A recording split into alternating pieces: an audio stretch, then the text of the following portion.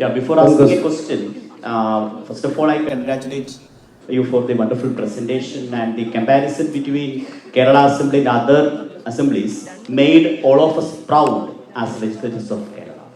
And the second thing is for definitely we are getting a wonderful support from the PRS team.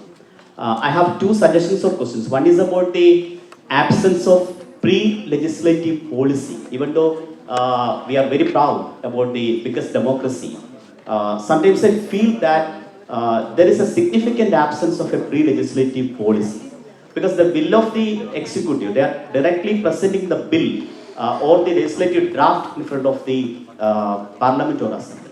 Before that, why don't we have the discussion or present it in the public domain that we can have the opinions of all the stakeholders and there should be a time period and definitely that will reflect in the lawmaking process. So, is there any approach or initiative to have a pre-legislative policy? And the second thing is, which is very significant in the legislative journey, or which will definitely increase the momentum of the legislative process, that is a post-legislative scrutiny.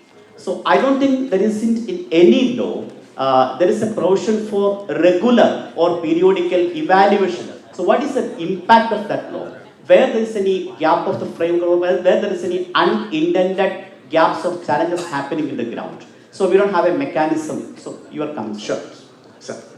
So, sir, to start with your question on pre-legislative and post-legislative scrutiny, in India, there is at the central level, there is a pre-legislative policy, but it is not mandated, so the government of India does not follow it. Now, very often what we have seen in India, and this is true for central government and this is true for state governments also, that lawmaking is very reactionary. Something happens and the government decides that we should make a law to address that. And usually that does not work well. Coming to the question of post-legislative scrutiny, we don't have mechanisms for post-legislative scrutiny. So, for example, in Australia, it is mandated by law that any law passed by the legislature, it has to be reviewed by the legislature after every 5 years to see whether the law is working or not. In India, the only time there is some kind of a review of the law is when the government tries to bring an amendment, and during the debate in the legislature, it is brought up that something is wrong. And I'll give you an example and I'll close. There is a law which bans cleaning of unsanitary latrines by human hands. It's called a manual prohibition of manual scavenging law.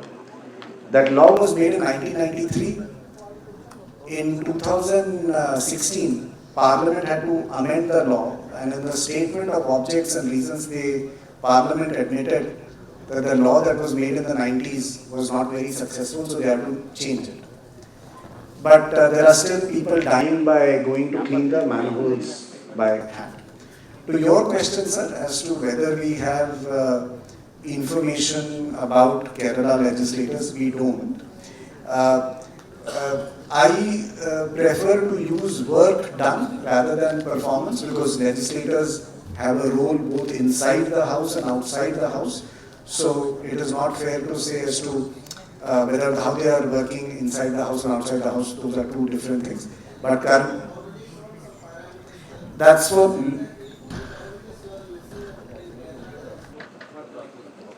Currently we are not. Currently. Thank you.